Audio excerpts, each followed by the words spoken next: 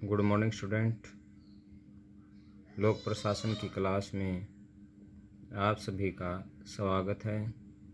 आज हम अध्ययन करेंगे अध्याय 4 सुप्रीम कोर्ट ऑफ इंडिया।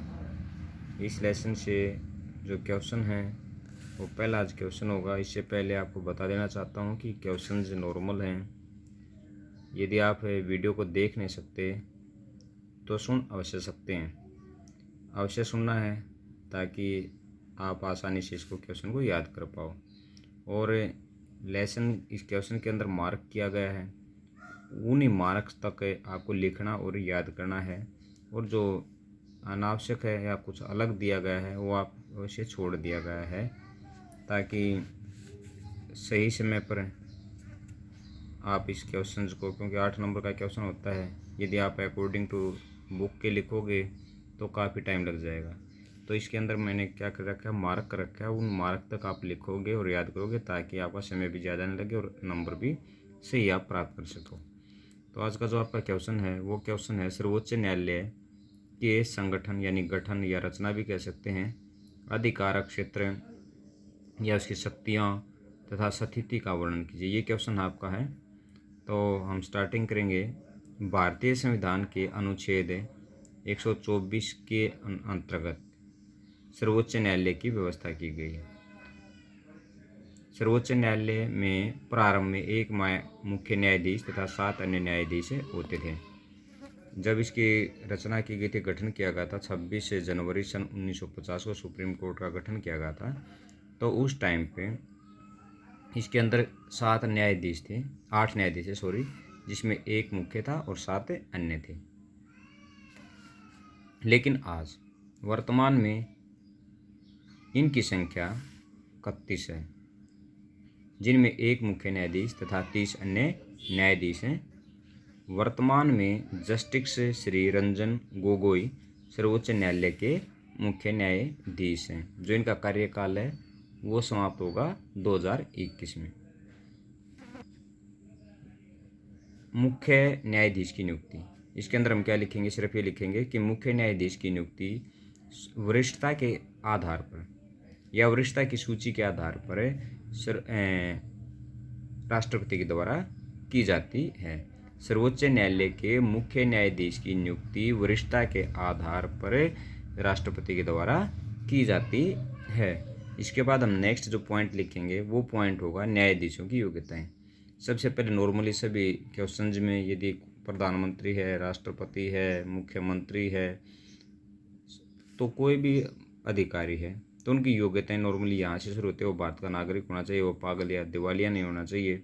लेकिन यहाँ पर क्या है, वह भारत का नागरिक हो, वह किसी उच्च या न्यायालयों में कम से कम 5 वर्ष तक न्यायाधीश रह चुका हो। कम से कम 5 वर्ष तक उच्च न्यायालय या न्यायालयों में, या ये कह सकते हैं वो है किसी भी उच्च न्यायालय में 5 वर्ष तक न्यायाधीश रह चुका हो। वह किसी उच्च न्यायालय में या इसके अलावा क्या कर चुका हो, 10 वर्ष तक उच्च न्यायालय में वकालत कर चुका हो। वह राष्ट्रपति की दृष्टि में कोई प्रसिद्ध विधिवेत्ता यानी कानून का जानकार होना चाहिए। इसके बाद आता है आपका न्यायाधीशों की अवधि। न्यायाधीशों की जो अवधि होती है वैसे इसका कार्यकाल है कितना है, 6 वर्ष है। ये 6 वर्ष तक अपने पद पर बने रहते हैं। लेकिन उनकी जो आयु, या यदि आपसे पूछा जाता है कितनी उम्र तक, ये पूछा जाए कि कितनी उम्र तक वो अपने पद पर बने रहते हैं, तो यहाँ पर हम लिखेंगे 65 वर्ष तक। यदि कोई भी न्यायाधीश है 62 वर्ष की आयु में पद प्राप्त करता है तो वह 65 वर्ष की आयु पूरी होते ही उसको क्या कर दी जाती है, सेवानिवृत्ति प्रदान कर दी जाती है। यानी 2 प्रकार से क्वेश्चन पूछा जा सकता है, दो ही प्रकार से आपको इसका जवाब भी देना है कि वह उसका जो कार्यकाल होता है, सर्वोच्च न्यायालय के मुख्य न्यायाधीश का कार्यकाल 6 वर्ष होता है तथा वह अपने पद पर 65 वर्ष की आयु तक बना रहता है। इसके पश्चात उसे सेवानिवृत्ति प्रदान कर दी जाती है। अब नेक्स्ट आता है न्यायाधीशों को हटा जाना। जिस प्रकार हमने देखा राष्ट्रपति को हटाने की जो विधि थी वो महाभियोग की विधि के द्वारा इसको हटाया जा सकता है, तो इसी प्रकार सर्वोच्च न्यायालय का जो मुख्य न्यायाधीश है उसको पद से हटाने की जो विधि है वो भी बहुत ही कठिन है। कब हटाया जा सकता है, यदि वह अयोग्य हो या उसके ऊपर कोई दुराचार का आरोप साबित हो जाता है। यदि मुख्य न्यायाधीश अयोग्य है या उसके ऊपर कोई दुराचार का आरोप साबित हो जाता है तो सुप्रीम कोर्ट के मुख्य न्यायाधीश को पद से हटाया जा सकता है। जब संसद एक प्रस्ताव, यानी उसकी प्रक्रिया क्या है, जब संसद एक प्रस्ताव को दोनों सदनों यानी लोकसभा और राज्यसभा द्वारा समस्त संख्या के बहुमत तथा उपस्थित और मतदान देने वाले सदस्यों के 2/3 बहुमत से पास कर उसी अधिवेशन में उसी न्यायाधीश के विरुद्ध दुराचार अथवा असमर्थता का आरोप लगाकर राष्ट्रपति के पास भेजे और राष्ट्रपति उस प्रस्ताव पर अपने हस्ताक्षर कर दे, तब सर्वोच्च न्यायालय का मुख्य न्यायाधीश पद से हटा हुआ माना जाता है। अब इसका आता है वेतन तथा भत्ते।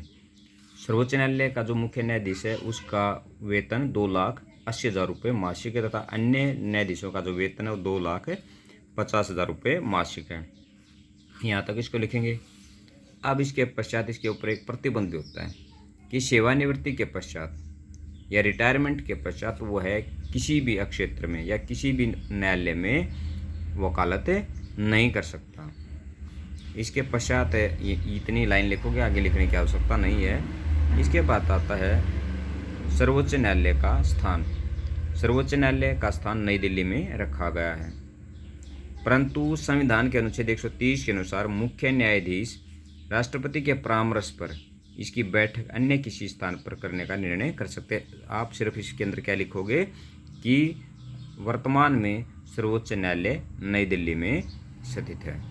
तो ये हमारा क्वेश्चन था आज के लिए। कल हम इसका क्वेश्चन करेंगे, इसका जो सेकंड पार्ट है वो करेंगे, सर्वोच्च न्यायालय का अधिकार क्षेत्र या शक्तियाँ, ये करेंगे। Thanks, have a good day.